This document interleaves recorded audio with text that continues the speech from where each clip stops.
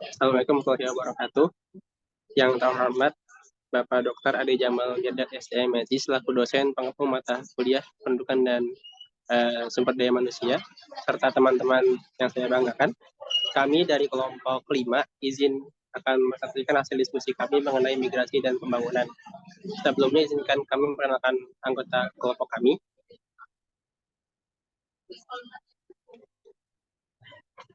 Yang pertama ada Retno Utami, kemudian Sekar Ayu Nurul Hidayati, serta Sesni Noval Ahmad Kurnia. Kemudian berikut outline dari materi kita pada kali ini. Yang pertama, definisi migrasi dan konsep dasarnya. Yang kedua, faktor-faktor yang mempengaruhi keputusan untuk migrasi. Ketiga, teori migrasi. Keempat, jenis-jenis migrasi. Kelima, remiten dan pembangunan, meliputi pengertian remiten dan peran mereka dalam pembangunan ekonomi.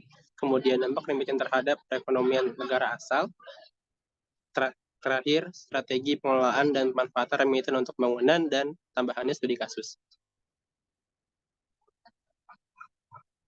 Nah, selanjutnya materi pertama akan disampaikan oleh rekan saya. Baik, terima kasih. Berikut ada definisi migrasi. Migrasi adalah proses perpindahan manusia yang jauh dari tempat tinggalnya, semula baik dalam suatu negara maupun melewati batas negara atau internasional. Kemudian ada pun konsep dasar dari migrasi. Menurut Kodaro, migrasi adalah proses secara ekonomi dan rasional terlepas dari tingginya pengangguran di perkotaan. Kemudian, menurut Mulyadi mengatakan bahwa arus migrasi penduduk dipengaruhi oleh aktivitas ekonomi suatu provinsi karena alasan utama seseorang pindah adalah alasan ekonomi. Migrasi pada umumnya mengalir ke daerah-daerah di mana terdapat pembangunan ekonomi. Adapun menurut Federico Donguris mengatakan migrasi itu tergantung pada pendapatan per kapita, sehingga dapat disimpulkan bahwa faktor-faktor mempengaruhi seseorang untuk melakukan migrasi karena didorong adanya faktor ekonomi seperti upah daerah yang berbeda-beda serta peluang tingkat kesempatan kerja yang berbeda-beda. Boleh tolong minut?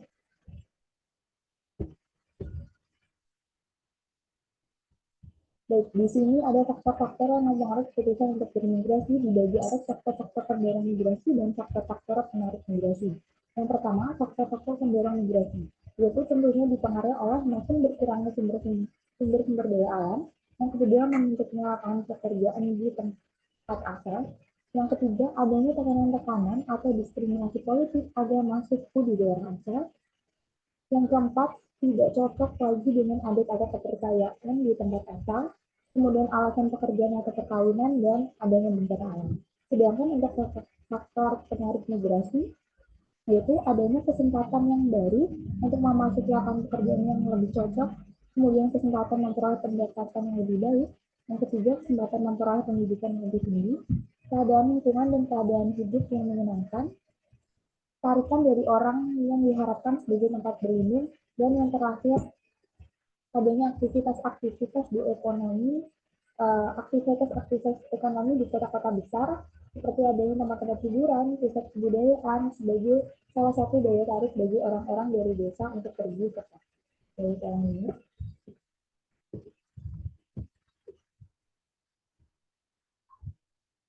Baik, di sini terdapat teori migrasi.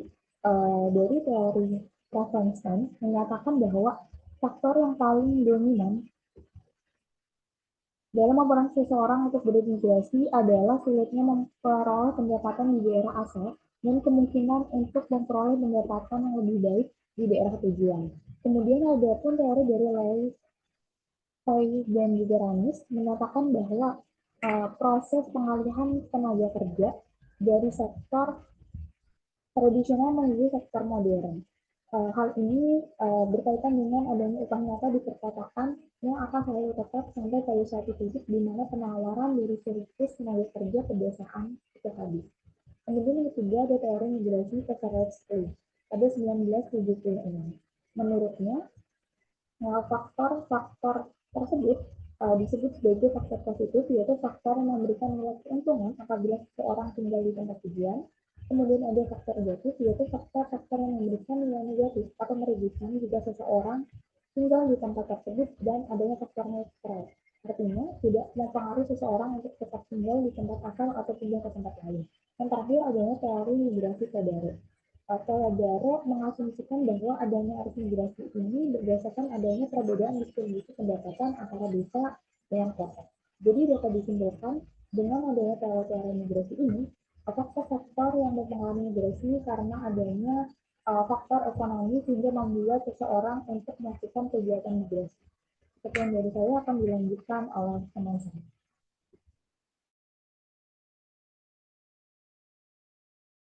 Baik, untuk materi berikutnya ada mengenai jenis-jenis migrasi. Secara umum, jenis migrasi itu terbagi menjadi dua. Yang pertama ada migrasi internasional atau eksternal, lalu yang kedua ada migrasi nasional atau internal. Untuk migrasi internasional terbagi kembali menjadi tiga. Yang pertama ada imigrasi, yaitu masuknya penduduk dari suatu negara ke negara lain dengan tujuan menetap. Lalu yang kedua ada imigrasi, yaitu keluarnya penduduk dari suatu negara ke negara lain. Lalu yang ketiga ada remigrasi, yaitu perpindahan penduduk dari suatu negara untuk kembali ke negara asalnya setelah beberapa lama ditinggalkan. Nah, lalu untuk yang migrasi nasional terbagi juga menjadi beberapa jenis. Yang pertama ada urbanisasi, yaitu perpindahan penduduk dari desa ke kota dengan tujuan menetap. Urbanisasi ini dapat terjadi karena berbagai faktor seperti keinginan mencari kehidupan yang lebih baik serta mencari pendidikan atau pengalaman di kota. Lalu yang kedua ada transmigrasi, yaitu perpindahan penduduk ke pulau dari pulau yang padat penduduk ke pulau yang jarang penduduknya. Lalu yang ketiga ada ruralisasi, yaitu perpindahan penduduk dari kota ke desa dengan tujuan menetap.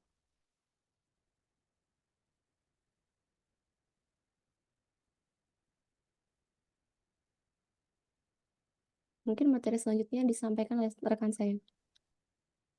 Baik, selanjutnya ada pengertian remiten. Pengertian remiten secara umum adalah transfer, baik dalam bentuk cash atau tunai atau sejenisnya, dari seorang asing kepada sanak keluarga di negara asalnya. IMF mendefinisikan remiten dalam 3 kategori. Antara lain yang pertama, remiten pekerja atau transfer dalam bentuk tunai atau sejenisnya dari pekerja asing kepada keluarganya di kampung halaman. Yang kedua, bentuknya adalah kompensasi terhadap pekerjaan atau pendapatan, gaji atau remunerasi dalam bentuk tunai atau sejenisnya yang dibayarkan kepada individu yang bekerja di suatu negara lain, di mana keberadaan mereka legal atau resmi. Dan yang ketiga, bentuk remiten yaitu adalah transfer uang seorang asing yang merujuk kepada transfer kapital dari aset keuangan yang dibuat oleh orang asing tersebut selama perpindahannya dari negara ke negara lain dan tinggal lebih dari 1 tahun. Gitu. Selanjutnya. Nah, kemudian ada peran remiten dalam pembangunan ekonomi.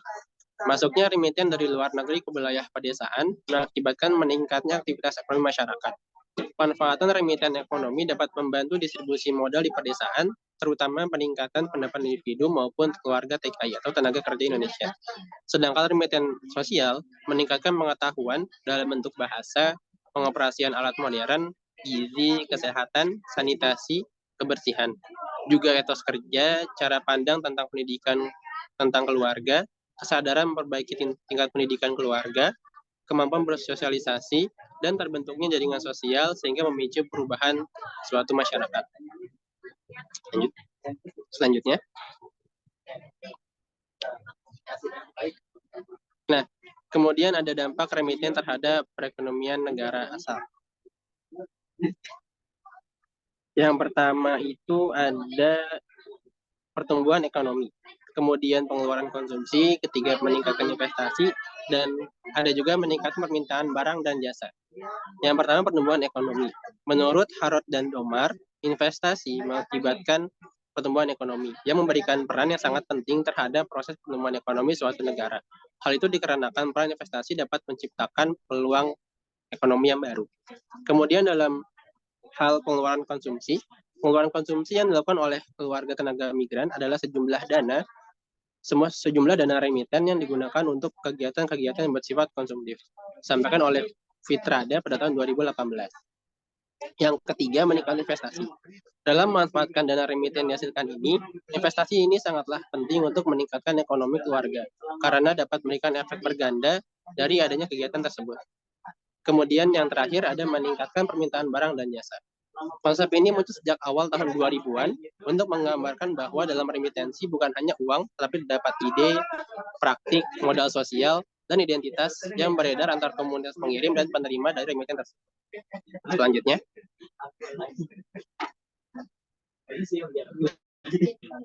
Baik, untuk materi berikutnya mengenai pengelolaan remiten, Jurgen Carling melakukan penelitian tentang pola pemanfaatan remitansi dan memperoleh hasil 3 pola.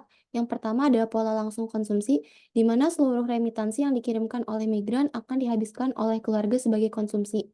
Yang kedua ada pola personal saving, yaitu keluarga migran akan menyimpan remitansi yang dikirimkan, baik keseluruhan maupun sebagian dalam bentuk tabungan pribadi, misalnya dalam bentuk deposito maupun emas. Lalu yang ketiga ada pola personal investment, yaitu keluarga migran akan menginvestasikan sebagian atau seluruh remitansi dalam bentuk investasi pribadi dan bersifat produktif. Sementara Dewan Daru pada tahun 2019 mengungkapkan bahwa penggunaan remiten ini tergantung dari kebutuhan keluarga. Ada yang bersifat konsumtif dan juga ada yang bersifat produktif. Lalu yang berikutnya ada strategi pemanfaatan remiten. Beberapa strategi yang dapat dilakukan yaitu yang pertama meningkatkan edukasi dan literasi keuangan. Hal ini dapat dilakukan dengan memberikan pelatihan keuangan kepada pekerja migran dan penerima remiten tentang tata cara mengelola keuangan mereka dengan bijak, termasuk cara menabung dan berinvestasi. Lalu yang kedua ada memperluas akses keuangan, memfasilitasi transfer remiten yang lebih murah dan lebih cepat melalui saluran formal seperti bank dan lembaga remiten resmi. Lalu yang ketiga ada mendorong pengembangan peluang usaha, mendorong pengembangan usaha kecil dan menengah atau UKM di daerah pedesaan yang dapat menciptakan peluang investasi bagi penerima remiten. Materi berikutnya akan disampaikan oleh rekan saya. baik, selanjutnya ada review jurnal. Terdapat 2 jurnal. Yang pertama, jurnal dengan judul Analisis Kausalitas Migrasi, Keanekaragaman dan Pertumbuhan Ekonomi Indonesia, ditulis oleh Della Marcelveni dan Ari Yusni. Nah, dalam jurnal ini membahas mengenai atau bertujuan untuk mengidentifikasi apakah terdapat hubungan sebab akibat antara migrasi, keanekaragaman, dan pertumbuhan ekonomi di Indonesia. Data yang digunakan adalah data sekunder berbentuk panel dari tahun 2000 dan 2010 yang dikumpulkan melalui dokumentasi dan studi pustaka dari lembaga dan instansi terkait.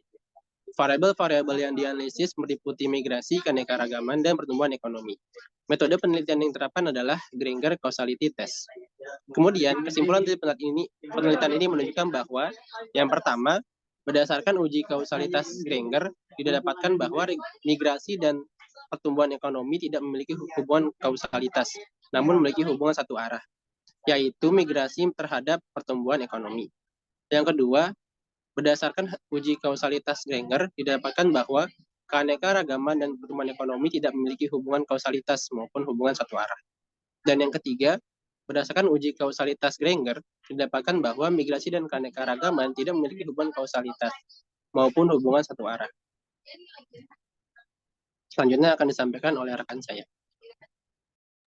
Baik, untuk jurnal yang kedua yaitu dengan judul Sustainable Development and Migration in Iranian Frontier Counties. Penelitian ini sebenarnya bertujuan untuk mengetahui hubungan antara aspek sosial, ekonomi, akses fisik, dan lingkungan di wilayah perbatasan Iran dengan migrasi bersih di wilayah tersebut. Berdasarkan hasil penelitian tersebut, ternyata beberapa daerah di Iran bagian selatan, yaitu Kabupaten Bandar Abbas, Kangan, Bandar Lengeh, dan Abu Mausa, memiliki tingkat migrasi tertinggi karena adanya pendirian industri minyak, gas, aluminium, serta bensin. Kemudian pada wilayah barat, barat daya, dan timur laut di Iran sering mengalami ketidakstabilan kondisi sosial, demografi, iklim, geografis, etnis, serta agama, sehingga banyak masyarakat yang memilih migrasi ke bagian selatan dan utara. Jadi hasilnya menunjukkan bahwa pola arus keluar migrasi lebih terlihat di daerah pedesaan di tenggara dan sebagian barat Iran. Sebaliknya, pola arus migrasi lebih terlihat di wilayah utara dan selatan. Situasi ini sebagian disebabkan karena melemahnya regional dan keterbelakangan pembangunan di wilayah tersebut. Oleh karena itu, wilayah perbatasan Iran mengalami penurunan jumlah penduduk, terutama di tenggara, barat, dan barat daya negara Iran. Materi berikutnya akan disampaikan.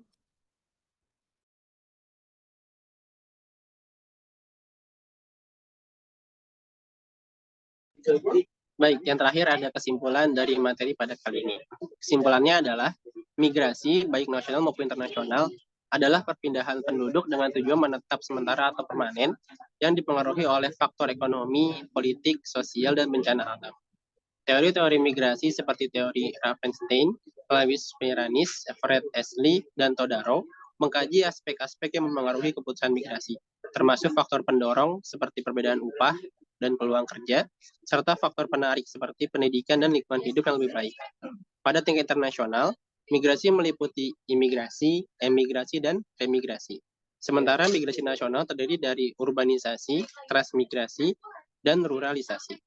Remiten, pengertiannya adalah uang yang dikirim oleh pekerja migran ke negara asal mereka yang berperan penting dalam pembangunan ekonomi dengan meningkatkan aktivitas ekonomi, pertumbuhan, investasi, dan permintaan barang serta jasa.